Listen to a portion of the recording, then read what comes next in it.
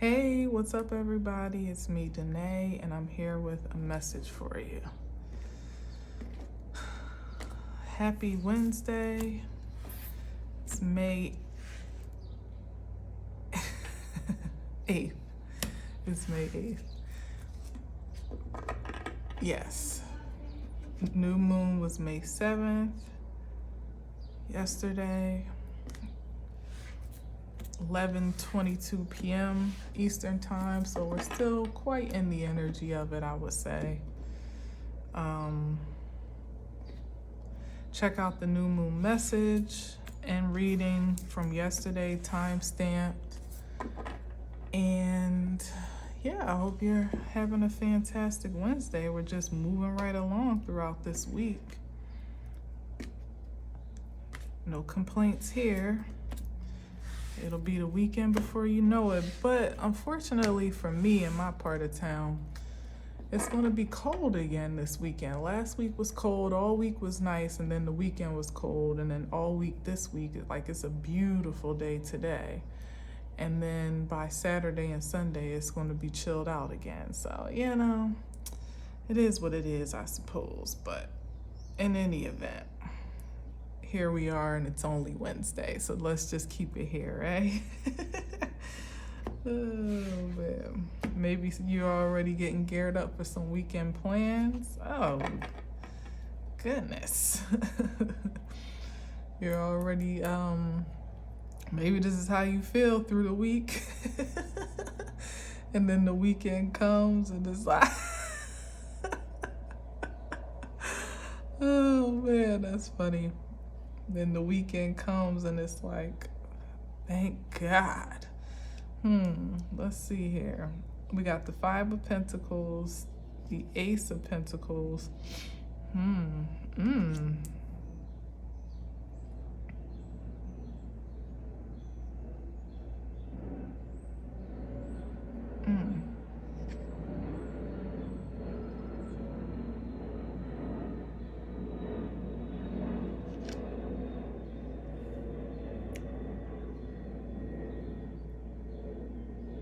Nine of Swords, and then the Four of, something just told me just like keep going. Ooh, this is no bueno.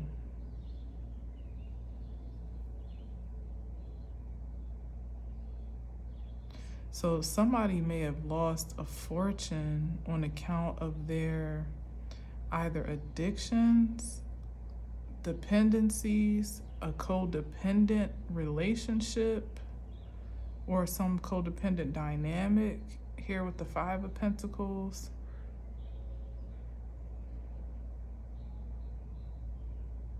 Or some toxic relationship that they ultimately gave the best of themselves to, it seems. It's like somebody was conservative by nature, and they had a great deal to give with this Ace of Pentacles, but they allowed themselves to be entangled in an association, a crowd, a relationship, an organization, perhaps like whatever, there's some type of contractual binding is what they committed themselves to, and it seems like it just ravaged somebody's whole existence. I mean, literally, like I said, going from somebody that was conservative, that, you know, took a particular care, maybe even in their, maybe even selective, I would say, you know, with the Four of Pentacles, very careful about where they invested, who they connected with, who they associated with, to one bad investment.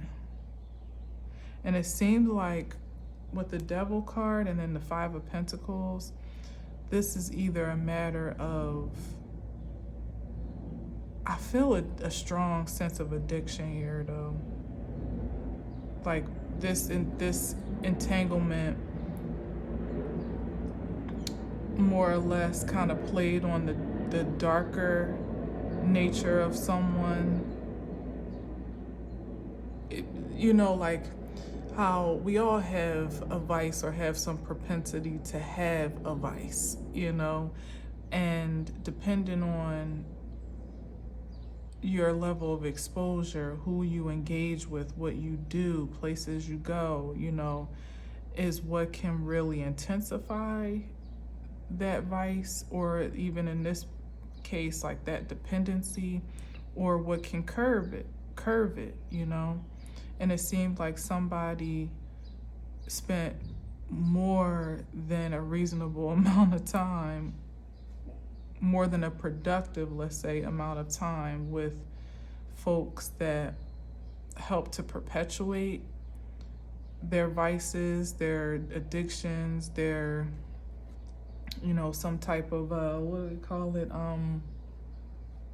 Deviant behaviors. And the more that they were around this person, these people, this couple, this environment, is the more entangled and engrossed they became with the addiction, to the point where it seemed to take over. With the Nine of Swords here, it's like somebody can't rest at night, or maybe it's just hung over in the morning, but there's a binding here with the Nine of Swords, and with the devil all up in the mix. Yeah, here's the partying. Yeah. And like I said, it's like somebody squandered the best of them, like maybe lost a great deal of their talents and money, and certainly like their higher frequency of energy with the Ace of Pentacles.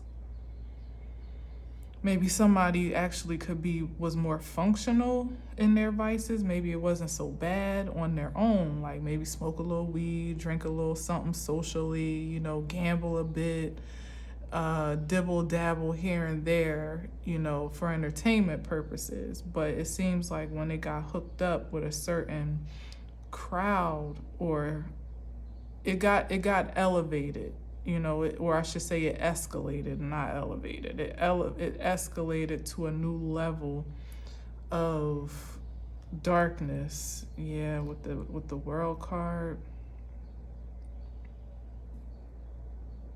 And it became something that somebody didn't have as much control over.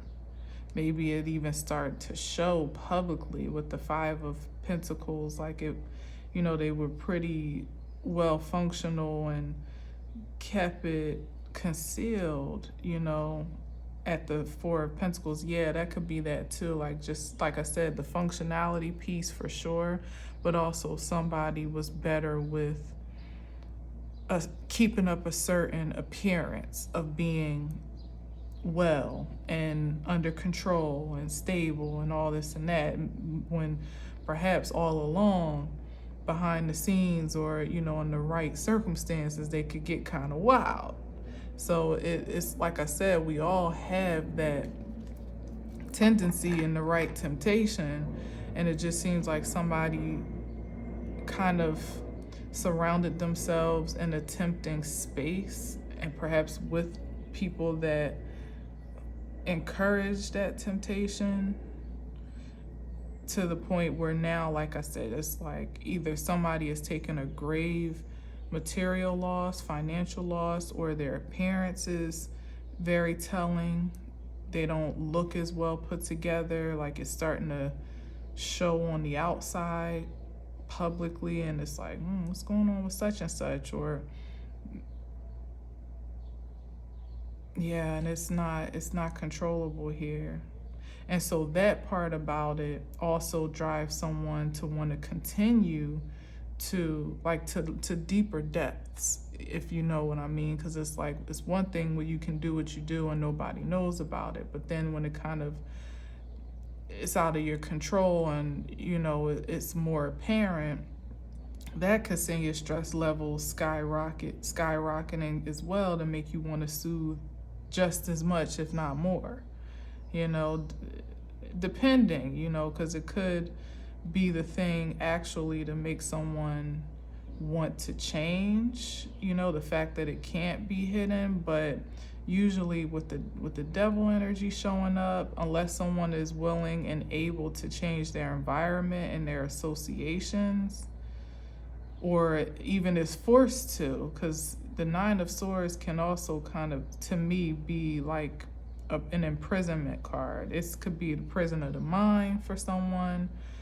but it could also, you know, be actual confinement in some way, shape, or form. It could even be someone in a rehab facility or some type of recovery space. But without changing the environment and the association, you know, that fuels the temptation, is virtually impossible, especially at first, to really get your head and your, you know, your spirit around sobriety. Because then when you consider what you've lost on account of it, that makes you sad and makes you want to soothe or sulk, I should say. You think about your reputation or appearances, and that has an effect. It's like in that very sensitive and delicate space of transition between addiction and recovery, is when this devil energy can really kind of have its way with you if you're still in vulnerable spaces and places.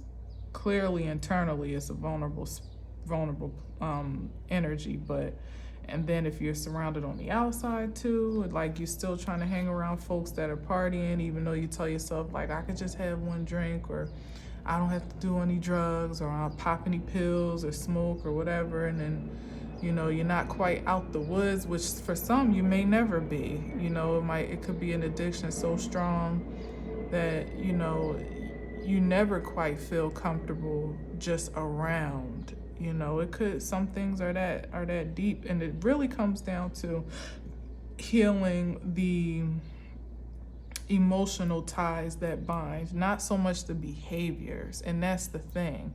It's like the same things that would make drive a person to drink or smoke or, you know, use or whatever the case may be, are, you know, on the back end of the intention to recover, are the same things that incited the habits in the first place. So until you're able to get to the root of that, what's the right word? Like the root cause of that void, you know, you could always be susceptible to want to numb that pain, you know, if it's still a gaping wound somewhere. So I don't know. And of course, the devil energy, will always be so happy to oblige you, especially when you're trying your best to kind of stay clear. Here's the Two of Pentacles, where it's still quite a balance of imbalance. You know, it's like somebody had it together, but then they didn't. They were able to keep up the face. Maybe some people didn't even know they had a certain addiction, and perhaps the spiral could have come on account of losing a fortune and then being put in a position where, you know, like you can kind of manage your addiction differently when you have the resources to keep it up, you know. But the moment you don't quite have it to get it is when things get out of control. You know, when you start looking like giving Felicia vibes or giving, you know, I don't know, what's his name? What's Dave Chappelle character name? That's a harsh depiction, but what's his name? Tyrone Biggums? Was that his name? I mean, it's funny as hell, but it's sad as hell as well. But either way, that's when it starts to look. And Felicia, of course, is from the classic Friday, you know. I just wanted to keep it fair, to give a feminine and masculine depiction of just what dependency starts to look like. And she was, I mean, I think it was just, no, it was more than that. I think she was hawking them for weed at that time, but I think she had a little something deeper going on too. But either way, of course, we know that addiction is certainly nothing to laugh at, but sometimes the way it's depicted in movies and stuff and TV is funny, because we all know that energy. And it's the thing about it is, it's like you almost wonder, having seen that energy firsthand, if you ever have, which I'm sure that at least some of us have, most of us have, that it's like a caricature of a person, especially if you knew the person, and you almost wonder, like, do they even know what they look like? So there's something about that here. There's something about that here where it's like somebody doesn't even quite realize how they look or how they're being perceived. Like, maybe they still think they got it under control and folks are none the wiser at the Four of Pentacles, but really this, like, it's given fiend, you know, with the Two of Pentacles. And that's the real sad part. Or maybe it's, you know, when it gets to a certain point, it could also be the fact that somebody doesn't really have the capacity to care how they look, you know, once it passed a certain point of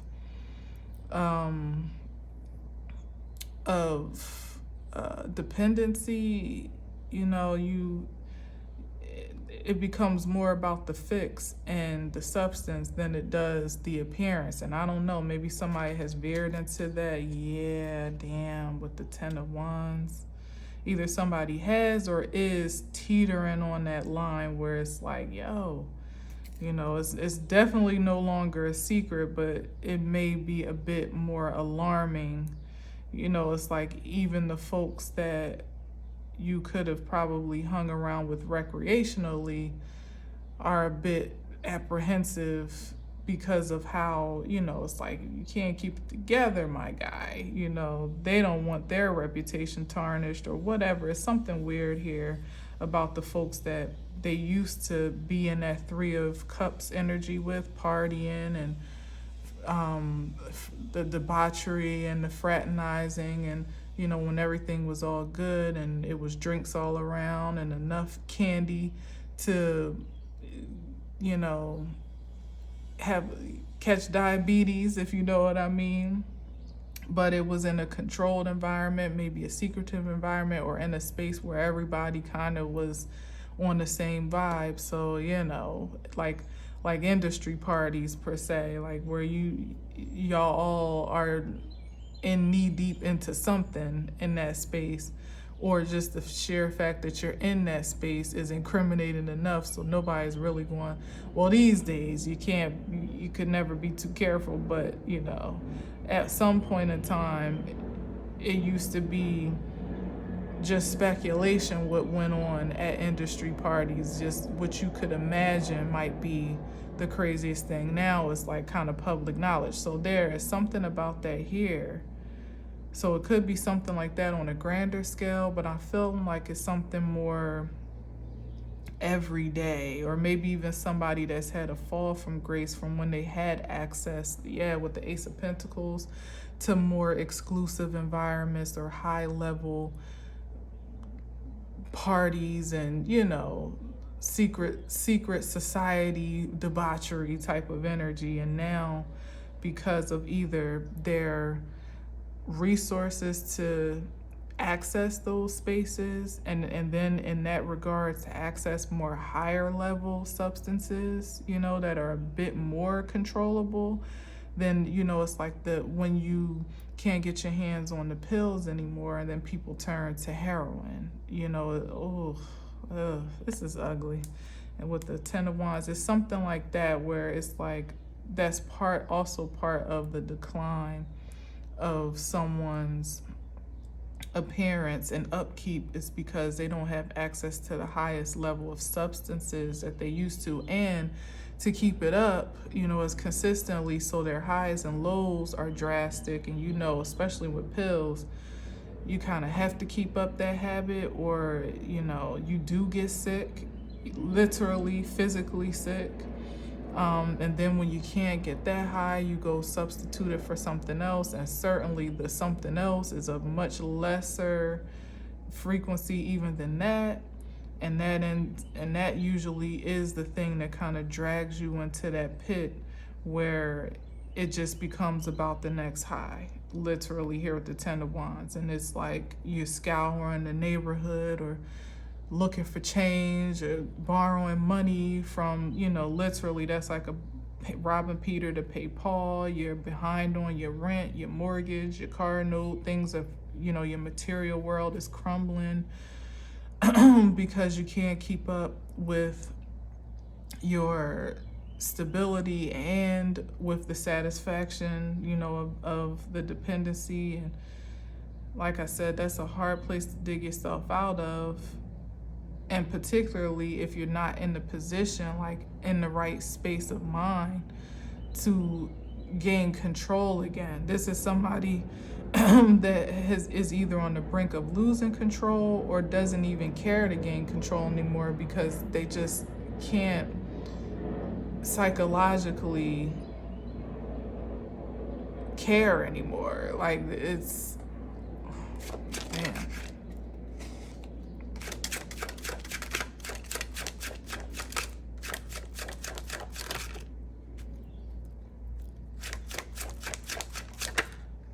Yeah, here's the healing.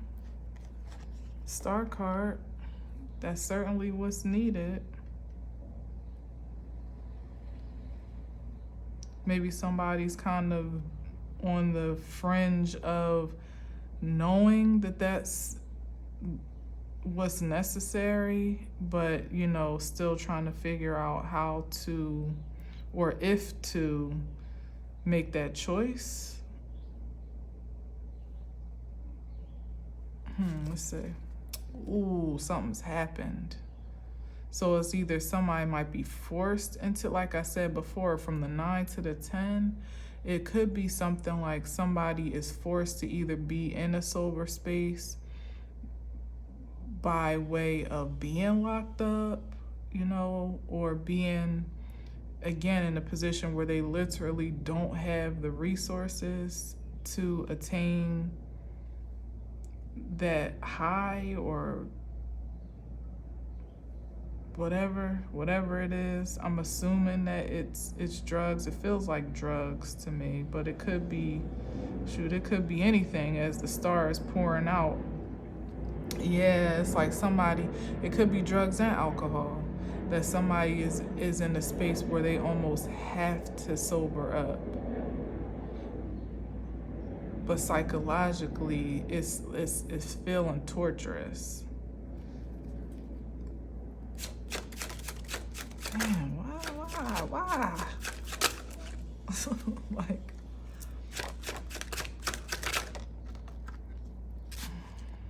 yeah, it's like somebody's watching their every move, monitoring what they do and what they don't do. But at the same time, that monkey is on their back watching too. Still, like, like I said, when you're in that delicate transitional space, anything can trigger you to want to drink or use or do whatever it is you do. Hell, it could be sexual as well with the devil card. It could be whatever behavior it was satiating. Is that the word? Whatever it was, somebody doesn't have the same level of access. Yeah, like somebody might be in rehab or something. Somebody literally might be in rehab but it may not have been by choice. It may be like court ordered, or somebody got in trouble, and that's like, either they are in jail, or that could have been the choice, like you go to jail, you go to rehab type of thing, or like I said, we're in a position where it kind of was a decision that was made for them on account of where they are now, like having lost some things, maybe lost self-control, lost stability and security. It's like intervention, perhaps, where it's like you have to go somewhere. You have nothing else to lose type of energy, yeah. And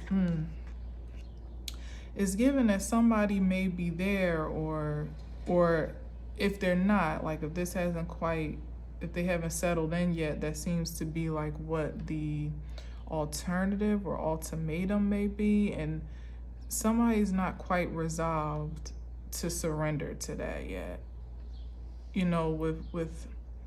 With recovery and stuff like that, like you gotta want that. Nothing and no one, I don't care what level of addiction or dependency or even just bad habits, that it is, until you want to change that for yourself, even folks with the best of intentions can't really force that upon you. And even if you end up in rehab, if you're not ready to be there and commit to the healing, you still may not recover. You still you do all the steps that are required of you to be released, and you'll be right back on the prowl, unless those deeper wounds are healed, unless somebody is wanting to be in the space of protecting their energy, that they value it enough to set high standards, like set the bar high again, and then create healthy boundaries against things that are triggering. And you can't force that onto anyone, even when you think you know what's best. That just has to be a personal choice. Otherwise, it's just a waste of time and money and energy.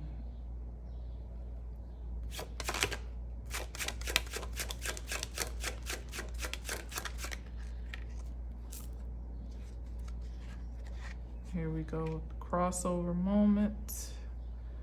And here's yet another night. Yeah, it's like the assistance is here, the support is here for someone, but somebody's still bucking against that support system. They're not ready to give up that life yet. Whether it be the excitement or just like the lust of it all, the addiction, the release, the satisfaction, the sensationalism, whatever it is, like, ooh, come on now. I was hoping the death card didn't come out, unless it's a matter of transformation.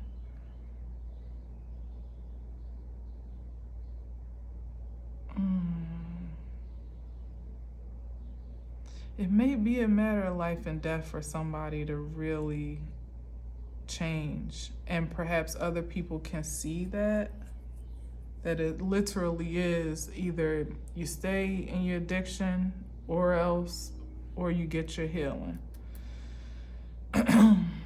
and live.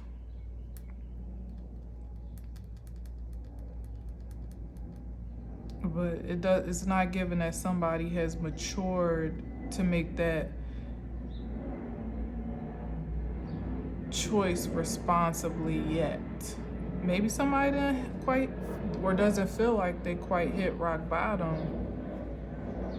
even though it might appear to be so in comparison to who they were and what they were. Like maybe somebody has undergone a great transformation, and it's alarming to folks that actually might care about them or have the level of influence and impact to help them make a difference, help them change, or support their change, I should say. But it seems like a major wake-up call for someone, if not already, certainly on the horizon. Like, it's not going anywhere good very fast if somebody doesn't receive the support and the help.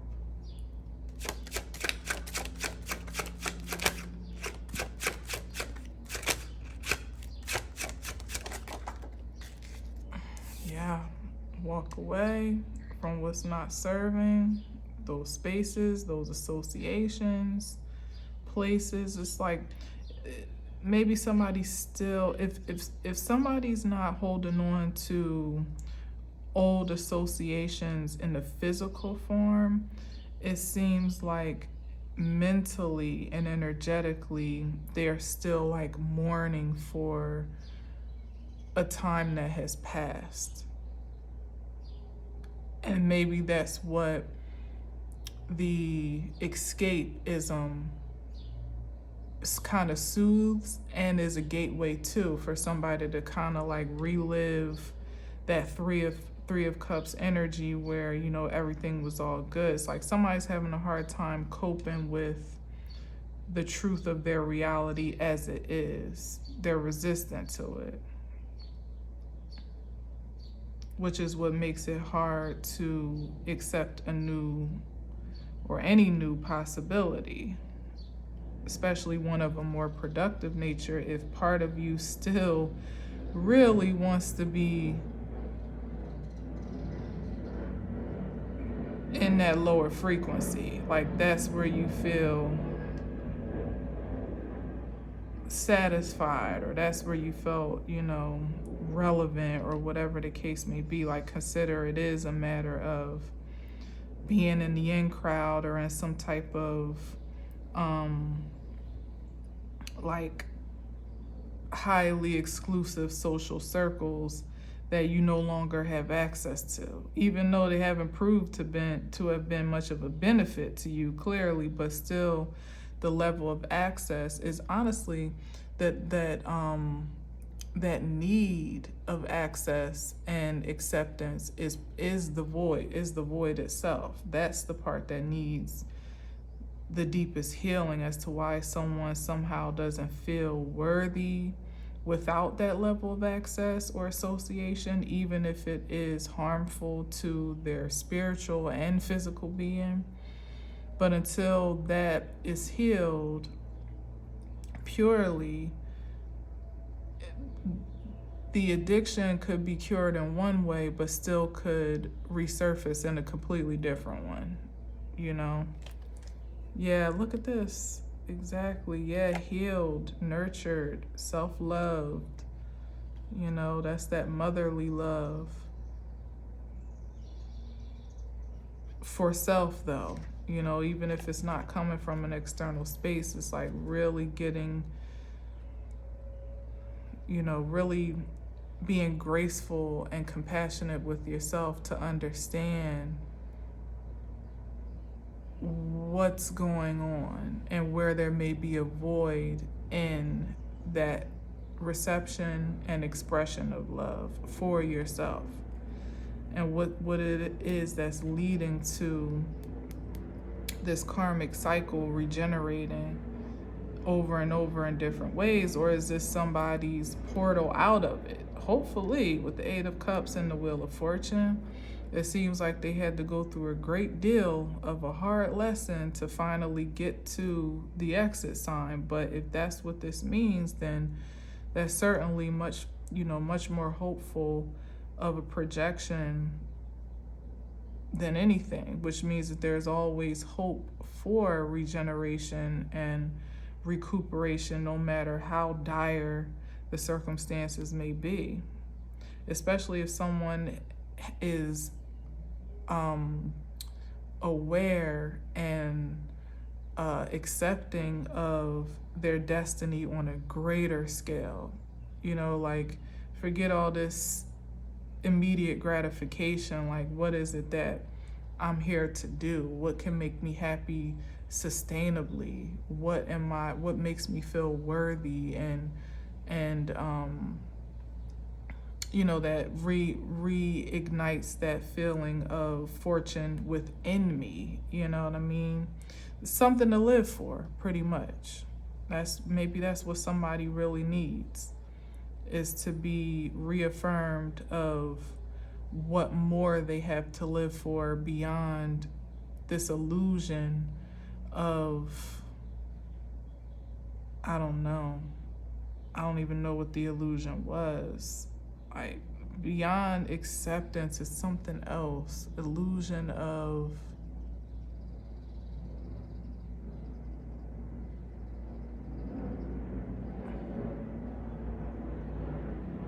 stardom, popularity. Something else. It's another word, because those feel too, I don't know, those don't really hit it for me. Of course it is something like that, illusion of fame, but it may not all be in the sense of like celebrity, but really just somebody. Maybe it is an illusion of love, especially with that Queen of Cups, like somebody always just looking for love in means that are not fulfilling, whether it be through relationships, through people. We're looking for love, acceptance, approval.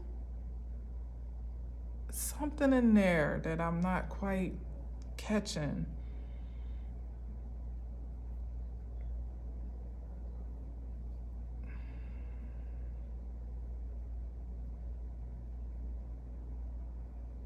It's like the love part is the source, right? There may have been a deficit or some tainting of love on a foundational level that has just played out over the years. But it's like somebody wants to feel special. And at some point in time, they didn't feel that way, or they lost that sensation of just feeling special, that feeling. And then it turned into not just wanting to be special by way of love and acceptance, but then almost wanted to be idolized. So it shifted greatly.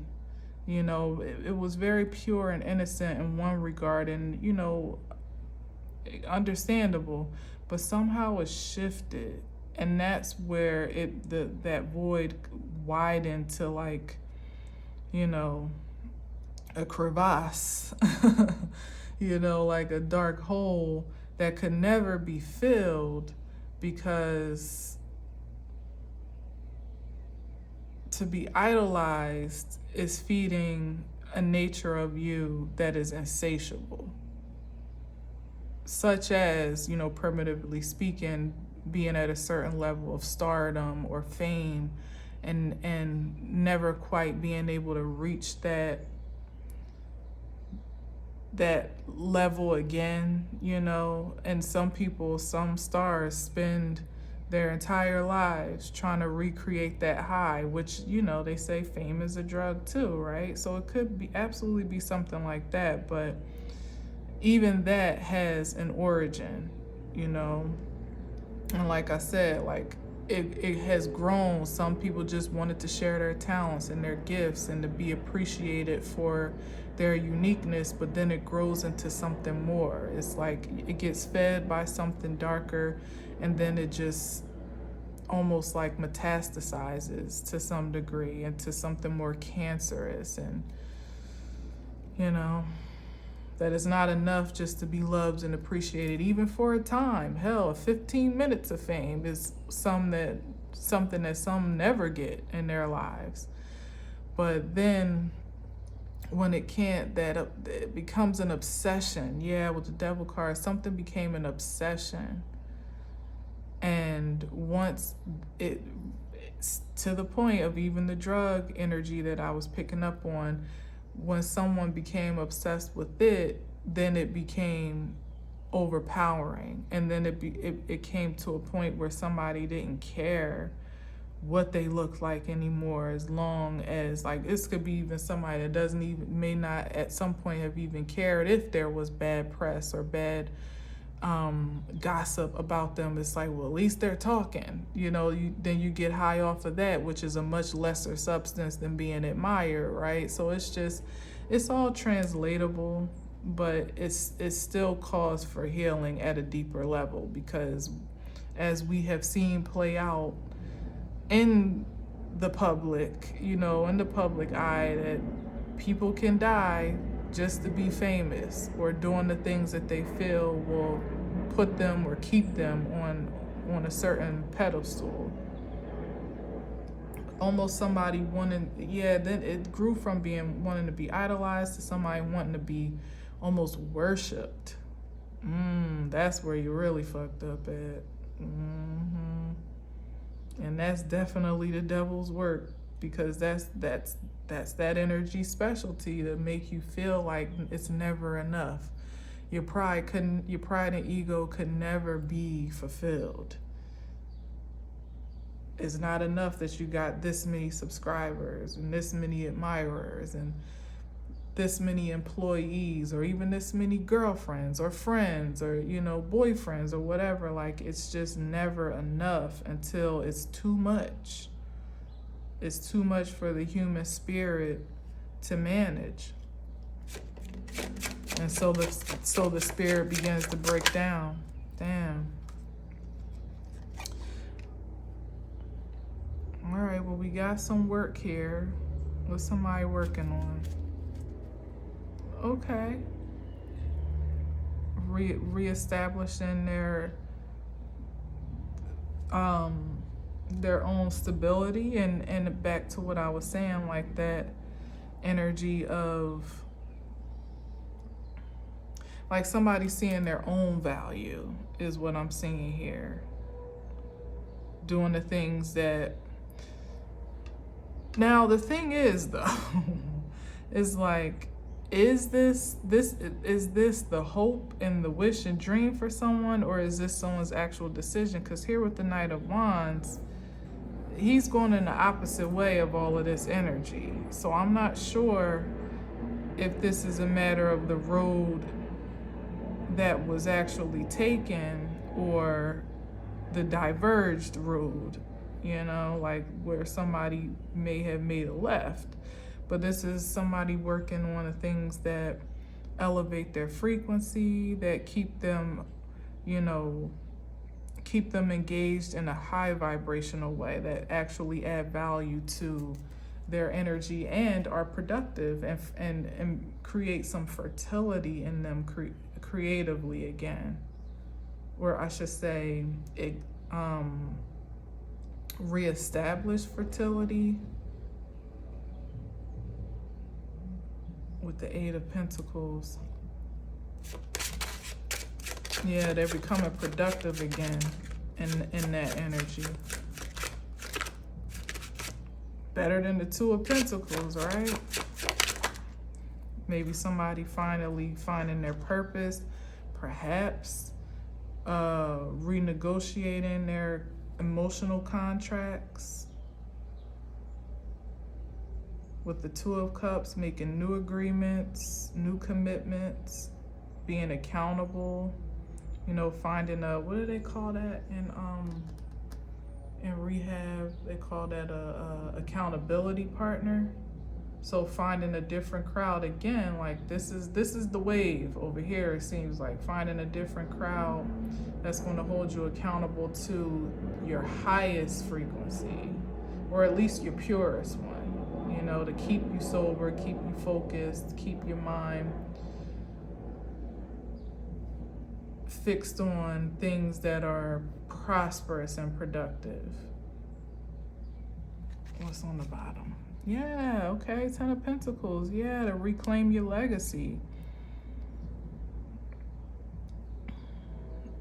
definitely hopeful toward the end, but like I said, I just can't tell. I guess it don't matter what I can tell or not. The message is that this is what is available for somebody that may have almost hit their lowest point, or at least the lowest that they, have ever been. And with a clear-minded decision, there's still a great deal of hope on the other end for somebody to really alchemize their experiences into something productive.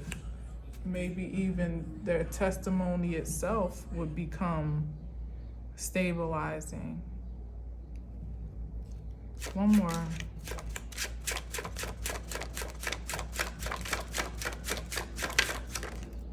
Oh, that's the strength card? Yes.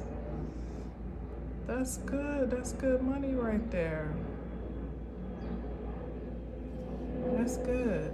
So it really, like, the main point is to get that healing, and not just a matter of like, and I feel like this is a message. I mean, it got kind of deep with drugs and fame and all, and some stuff of which some of us may not even be able to fully relate to.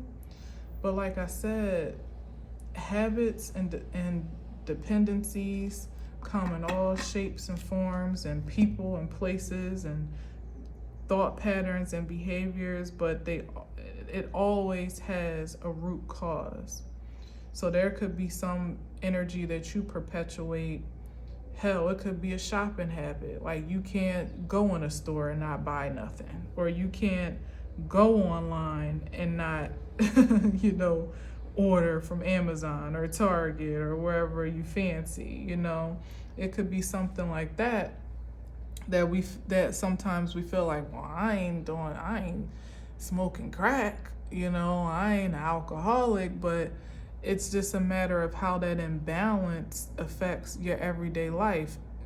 Could you consider that maybe shopping, as primitive as it may seem, could have an effect on the longevity of the legacy that you're building with that 10 of Pentacles, that you might be taken away from your future nest egg or savings or trust or the generations, or even the college fund for your kids? Like, think about all the money. I know I have at times thought about money that I spent just on eating out, fast food or takeout or whatever the case, at different points in my life. Not so much anymore, because I don't eat out too much anymore. But at different points in my life, that's a lot of how I nourished my body. How I stayed alive was eating out. And when you consider, usually at points when you don't have, when you have it, when it's just free flowing, it's like, oh, whatever, let's order, let's go out, let's get takeout, whatever. But it's the moments when you maybe have a little bit less on hand, and you're like, damn, I probably spent about $200 eating out last week or last month alone. I could really use that money right now. Usually hindsight is what's most, enlightening with things such as this, but it's an opportunity to have foresight, even by way of some unfortunate storyline that I hope is not you specifically. But even if it is, it's a matter of kind of just recognizing, no matter how great or how small of an infraction on your integrity it may be, it still has a long-term effect. So like I said, whether it's a matter of shopping or eating out, drinking, smoking, partying, so many things that we can get caught up on, that somehow soothe some insatiable part of us that really needs to be healed more than it needs to be soothed. It's important to really figure out, like, why am I doing that? Why does this make me feel good? Why do I feel like I can't do it, or I can't live without it? I can't go without it.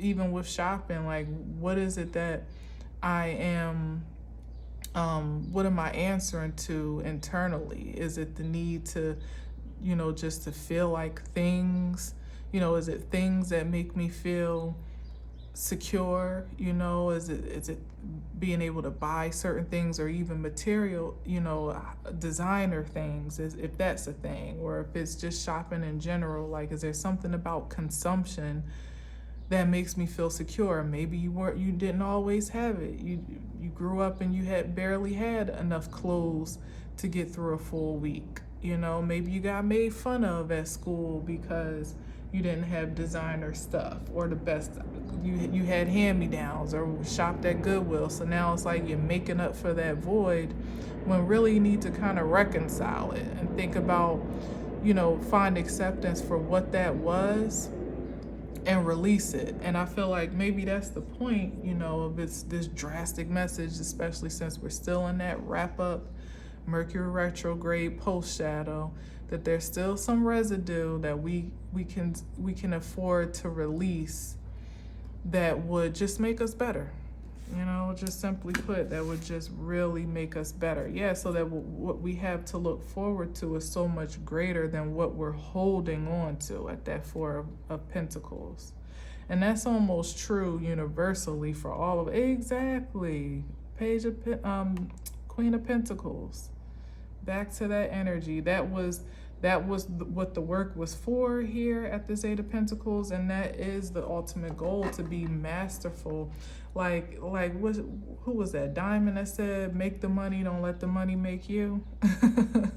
But it's representative of the material world, not just exclusive to dollars and cents, but the things that we measure ourselves by, soothe ourselves with, distract ourselves with,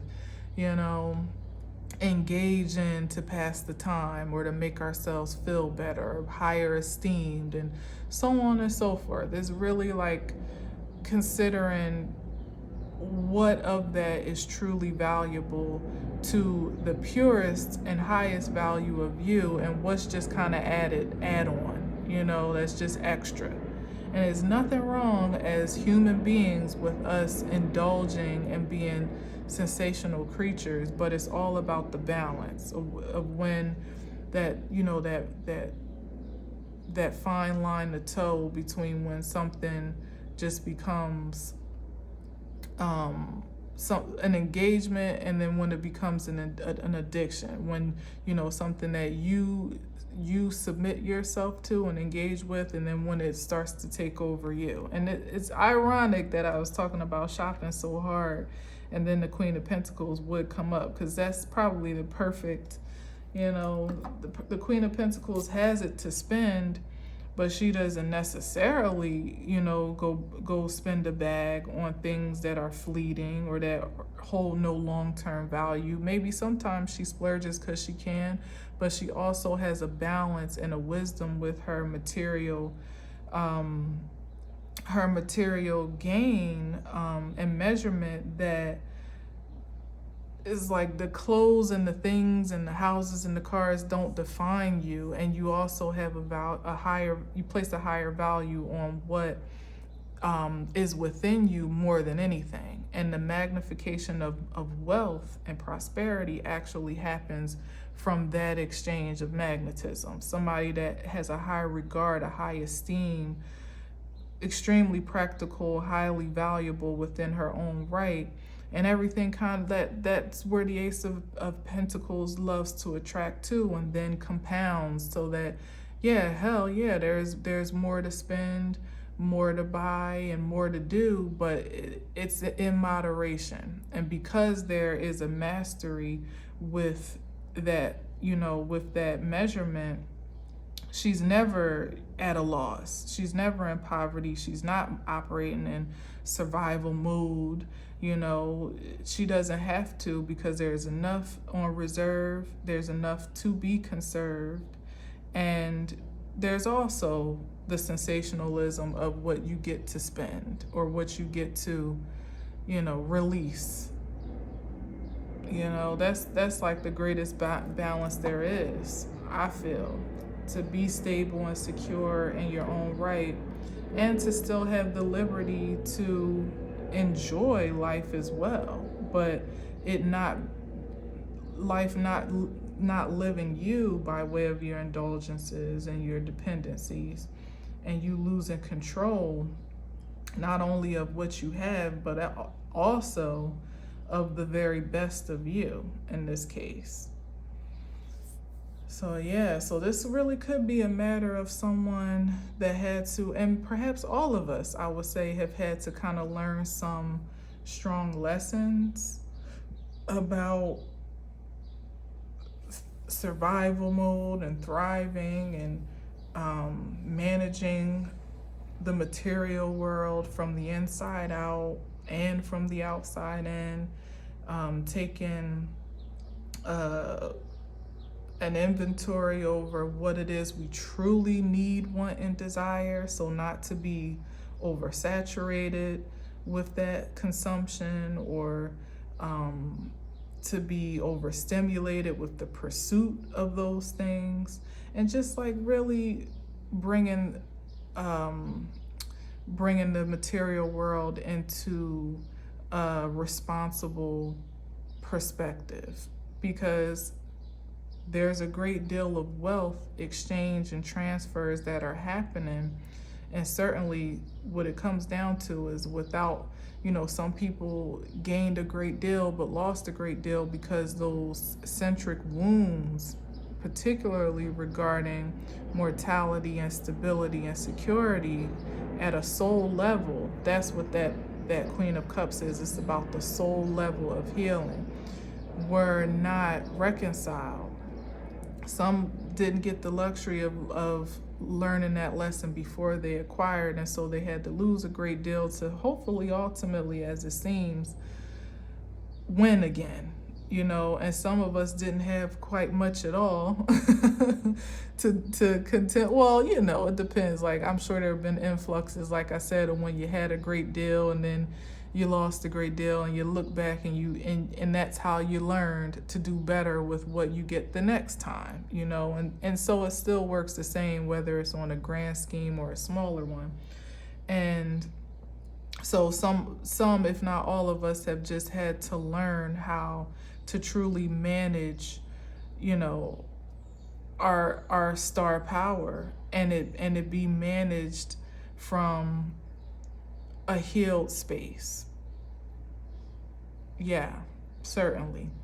Before there's the influx and the resource and the job and the education. Maybe so.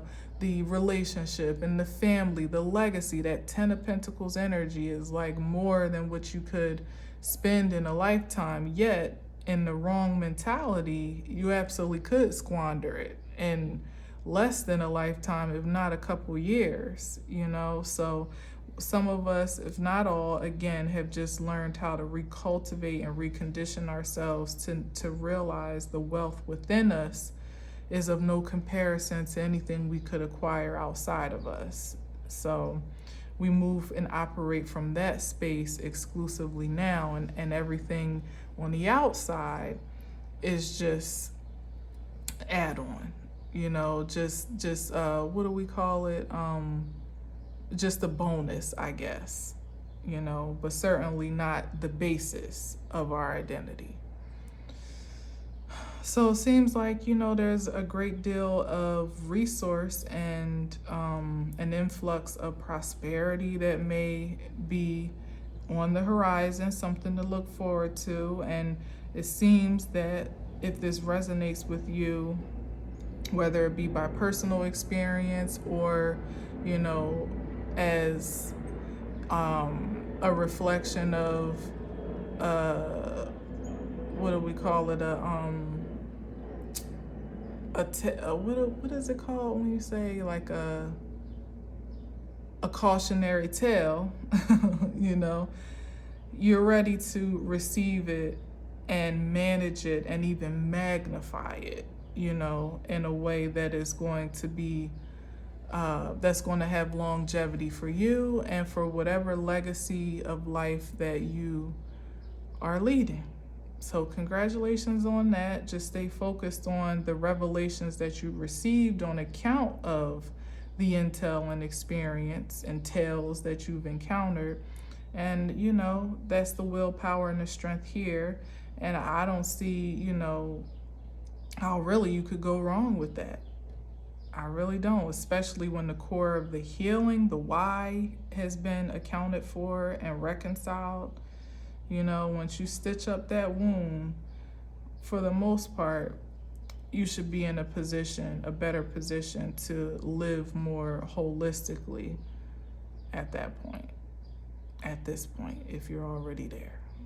All right, so anyway, thanks for listening and watching. Until next time, as always, I leave you with peace.